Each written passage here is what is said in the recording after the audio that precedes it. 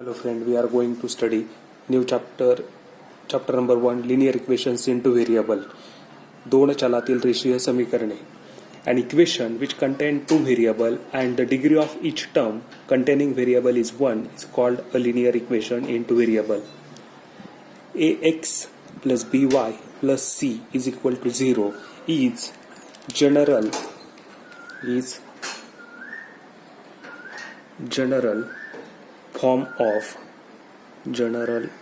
form of linear equation in two variables. याला linear equations into variable का म्हणायचं? In this equation a b, here a and b are the coefficient. X and y are the variables and c is the constant term.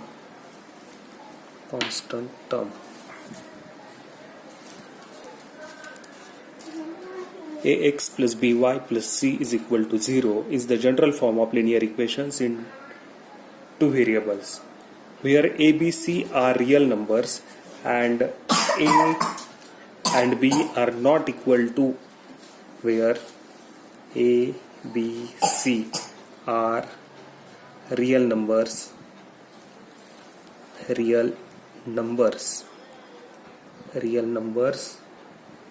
and a and b are not equal to 0 at the same time. म्हणजे याचा अर्थ काय होतो का? हे जे equation दिलंय ax plus by plus c is equal to 0, तर हा लिनियर इक्वेशन्स इंटू व्हेरिएबलचा स्टँडर्ड फॉर्म आहे. व यामध्ये ए बी हे कोइफिशियंट आहेत, एक्स आणि वाय हे व्हेरिएबल्स आहे आणि degree of the variable is 1. So it is the general law standard form of the linear equations in two variable. For example, याचं उदाहरण जर आपण पाहिलं तर for example 4m plus 3n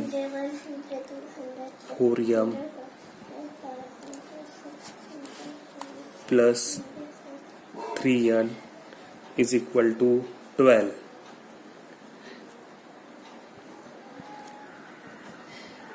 4x plus 5y is equal to 8.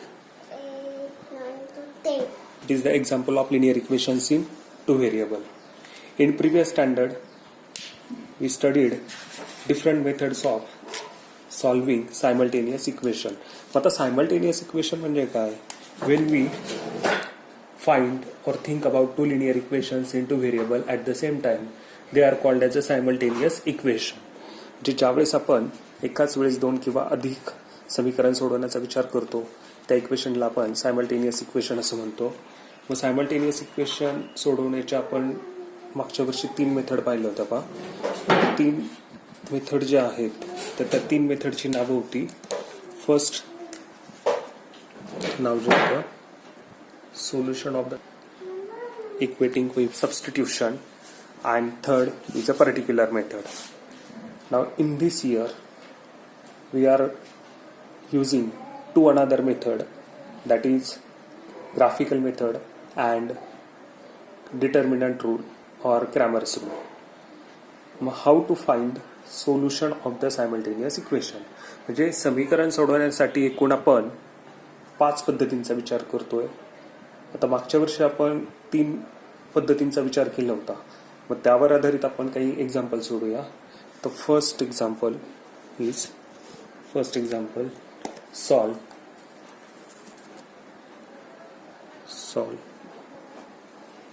3a plus 5b is equal to 26 and a plus 5b is equal to 22. आता अशी 2 समीकरण आपल्याला दिलेली आहेत. मग ही जी 2 समीकरण आहेत हे सोडवताना काय करायचंय का? This is your equation number first, this is equation number second.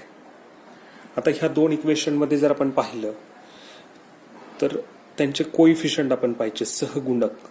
मग सहगुणक समान जर असतील तर ते समान करण्याची गरज नाहीये. मग in this equation coefficient of b are same, म्हणजे बीचे जे सहगुणक आहेत तर ते समान आहेत, त्यामुळे आपल्याला समान करण्याची गरज नाहीये. मग आता हे एक्झाम्पल सोडवताना हे तर दोन समान आहे आणि यांची चिन्ह जी आहेत तर चिन्ह पण समान आहेत, म्हणून आपण सबट्रॅक्ट इक्वेशन 2 फ्रॉम 1, म्हणजे समीकरण 1 मधून 2 नंबरचं समीकरण काय करू, वजा करू. Subtract equation 2 from 1, that is 3a plus 5b is equal to 26. a plus 5b is equal to 22. यांचं सबट्रॅक्शन करायचंय. मग सबट्रॅक्शन करताना 2 नंबरच्या समीकरणाचे साइन बदलतात, minus minus minus.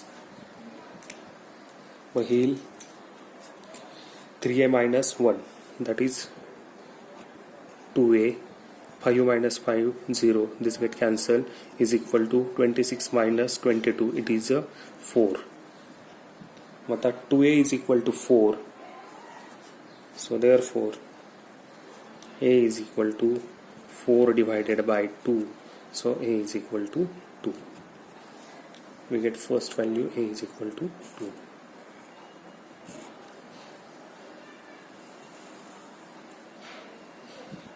Now put a is equal to 2 in equation first. Equation first मध्ये आपण a ची व्हॅल्यू 2 टाकणार आहोत. तर मग काय मिळेल आपल्याला पहा, 3 into 2 plus 5b is equal to 26. 3 to 6 plus 5b is equal to 26. 3 दुणे 6 अधिक 5b बरोबर 26. आता हे जे +6 जे आहे त्याचं कन्व्हर्जन झाल्यानंतर ते मायनस बनतील, म्हणजे 5b is equal to 26 minus 6, म्हणजे 5b इज इक्वल टू 20.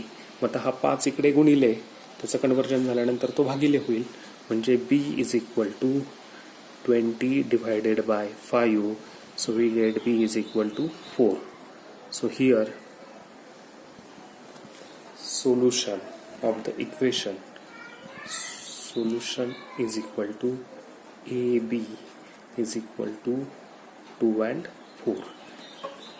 आता सोल्युशन लिहिताना ही जी ऑर्डर पेअर जी आहे, म्हणजे पहिलं ए चीच व्हॅल्यू लिहायची आणि दुसरी बी ची व्हॅल्यू लिहायची. मग आता इथे आपलं उत्तर बरोबर आहे किंवा नाही याचा आपण क्रॉस व्हेरिफिकेशन करू शकतो. मग हे कसं करता येईल आपल्याला, if we put a is equal to 2 in equation first, 3 2 6 and 5 4 20, 6 plus 20 is equal to 26, and 2 plus 5 4 20, 2 plus 20 it is 22. नाव म्हणजे आपलं उत्तर जे आहे ते उत्तर बरोबर आलेलं आहे.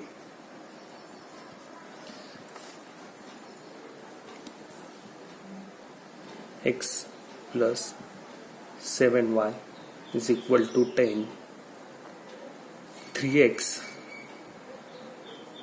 minus 2y is equal to 7. आता हे थोडंसं वेगळं एक्झाम्पल आहे. याला वेगळं एक्झाम्पल काय म्हणायचं, ह्या इक्वेशनमध्ये जर आपण पाहिलं तर एक्सचे कोइफिशियंट 1 आणि 3 आहे आणि वायचे कोइफिशियंट 7 आणि 2 आहे. This is your equation number first and this is your equation number second. आता ह्या इक्वेशनमध्ये जर त्याचे सहगुणक समान आहेत, सहगुणक समान आहेत का नाही आहेत, मग आता आपल्याला सहगुणक समान करावे लागतील. मग आता पहिल्या इक्वेशनमध्ये तर 1 आहे परंतु दुसऱ्यामध्ये 3 आहे. मग 3चा 1 करण्यापेक्षा 1चे 3 करता येतील. म्हणजे आपल्याला इथं 3 जर आणायचे असतील तर इक्वेशन 1ला आपल्याला 3 ने मल्टिप्लाय करावं लागेल. म्हणजेच काय, मल्टीप्लाय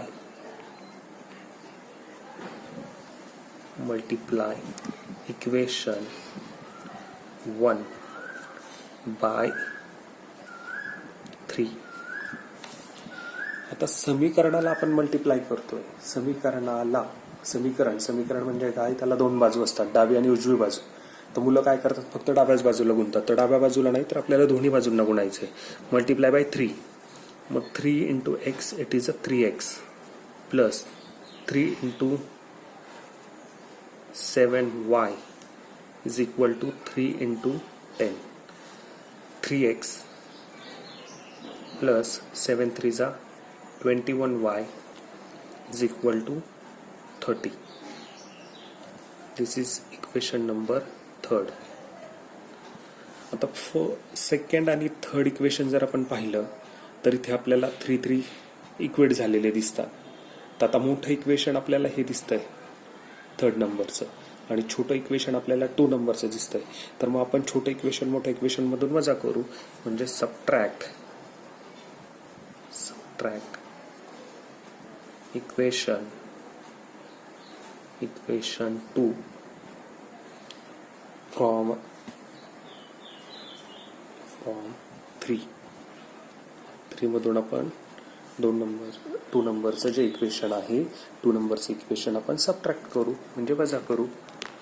मग काय मिळेल आपल्याला पहा, 3x plus 21y is equal to 30. 3x minus 2y is equal to 7. x equate झाले, subtraction minus, this minus become plus minus. 21 plus 2 it is a 23y is equal to 23. 23y is equal to 23. So we get y is equal to 23 divided by 23. So we get y is equal to 1. एका व्हेरिएबलची value आपल्याला मिळाली, y is equal to 1. Now put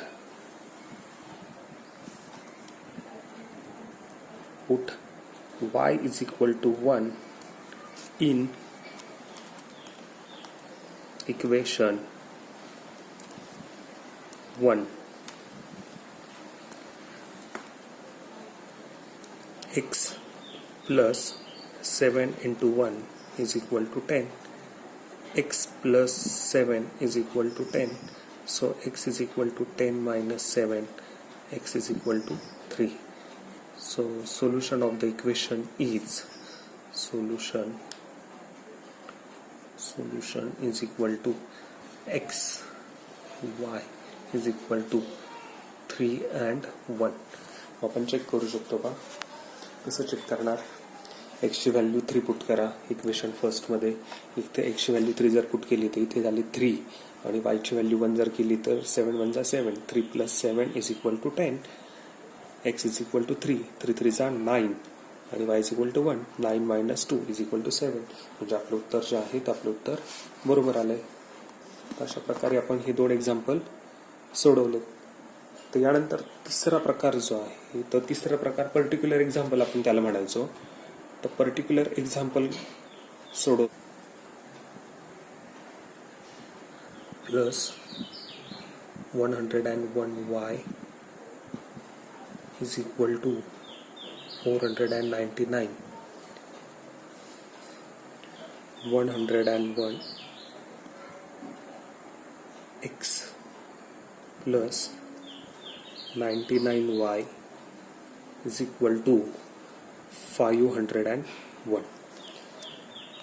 आता ह्या equation मध्ये जर आपण पाहिलं तर क्रॉस मध्ये जर पाहिलं तर आपल्याला याच्यात एक वेगळे पण दिसतंय पहा. इथे x चा व्हेरिएबल 99 आलाय आणि इथे y चा व्हेरिएबल 99 आलाय. इथे x चा व्हेरिएबल 101 आलाय आणि इथे y चा व्हेरिएबल 101 आलेला आहे. म्हणजे क्रॉस मध्ये जर आपण पाहिलं तर हे कोएफिशियंट आपल्याला सेम दिसतात. आता हे एक्झाम्पल सोडवताना काय करायचंय पहा. हे तुमचं इक्वेशन नंबर 1 आहे. इक्वेशन नंबर 1 हे तुमचं इक्वेशन नंबर 2 आहे. आता ही पर्टिक्युलर मेथड त्याला आपण असं म्हणतो पहा. तर ह्या मेथडमध्ये काय करावं लागतं आपल्याला. First add equation 1 and 2. add equation 1 and 2. आता यांची ॲडिशन करू आपण. यांची ॲडिशन करायची. 99x plus 101y is equal to 499. 101x plus 99y is equal to 501. यांची जर आपण ॲडिशन केली तर काय मिळेल आपल्याला?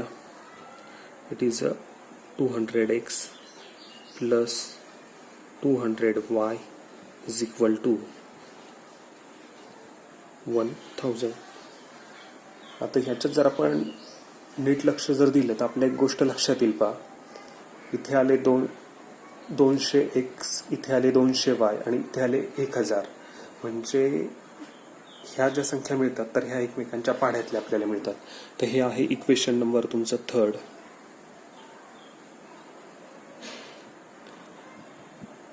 किंवा याला इक्वेशन 3rd नका म्हणू, ठीक आहे. हो, divide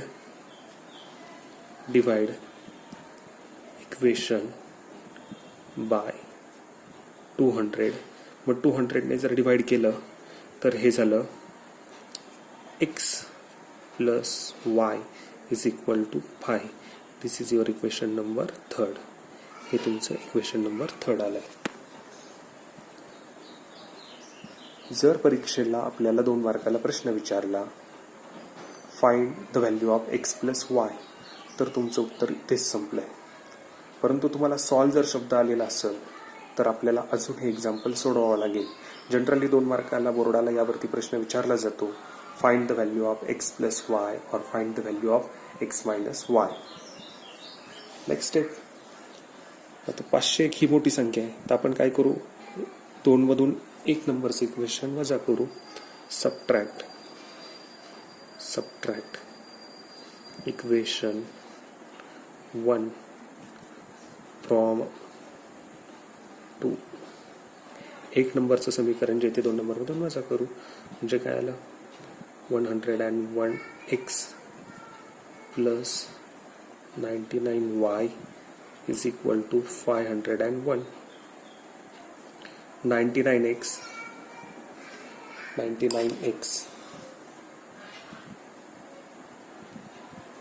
plus 101y is equal to 499.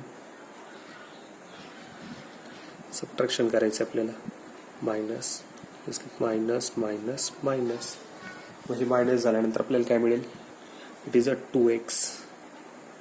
आता 99 मधून 101 वजा होत नाहीत. मग 101 मधून 99 गेले 2 minus 2y is equal to 2. Again divide equation by 2. Divide equation by 2. We get x minus y is equal to 1. This is equation number 4. आपल्याला समीकरण नंबर 4 मिळाले. आता इक्वेशन 3 आणि 4 हे आपल्याला सॉल्व करायचे. आता इथे प्लस वाय आलाय आणि इथे मायनस वाय आलाय. So therefore add equation 3 and 4. add equation 3 and 4. equation 3 आहे x plus y is equal to 5 and x minus y is equal to 1. Equation आपल्याला मिळाले. मग यांची ॲडिशन करायची. मग यांची ॲडिशन म्हणजे बेरीज करतोय आपण. बेरीज का करायची? कारण y ची साईन जे आहे तर ते अपोजिट साईन आलेले. x and x, that is 2x, y get cancelled, is equal to 6. So x is equal to 6 upon 2. We get x is equal to 3. X is equal to 3. Put x is equal to 3 in equation 3 मध्ये जर आपण x ची किंमत टाकली 3, then we get 3 plus y is equal to 5. So y is equal to 5 minus 3. So we get y is equal to 2. So therefore, solution of the equation is x y is equal to 3 and 2. जे अशा प्रकारचं example जर आलं तर हे example काय करायचं का, एक्झाम्पलमध्ये काय सांगितलं होतं, क्रॉस 99, 99, 100 and 101 हे क्रॉसमध्ये आपल्याला सारखे दिसत होते. मग इथे आपण काय केलं, एकदा ह्या समीकरणांचं ॲडिशन केलं. आपल्याला मिळाले 200 x अधिक 200 y बरोबर 1000. त्याला आपण 200 ने भागलं तर आपल्याला मिळाले x अधिक y बरोबर 5. आणि समीकरण 2 मधून आपण समीकरण 1 वजा केलं तर आपल्याला मिळाले 2x वजा 2y बरोबर 2. आणि मग त्यावरून समीकरण 4 नंबर मिळालं x मायनस y बरोबर 1. हे समीकरण नंबर 4. मग समीकरण नंबर 3 आणि समीकरण नंबर 4 यांची आपण ॲडिशन केली. x plus y is equal to 5 and x minus y is equal to 1 यांची ॲडिशन आपण केली तर आपल्याला मिळाले 2x बरोबर 6. x इज इक्वल टू 6/2 म्हणजे x बरोबर 3 मिळाले. मग x ची किंमत जी आहे ती आपण समीकरण 3 किंवा 4 मध्ये ठेवू शकतो. 3 अधिक y बरोबर 5, y बरोबर 5 वजा 3, y बरोबर 2. तर अशा प्रकारे आपल्याला सोल्युशन मिळतं x y बरोबर 3 आणि 2.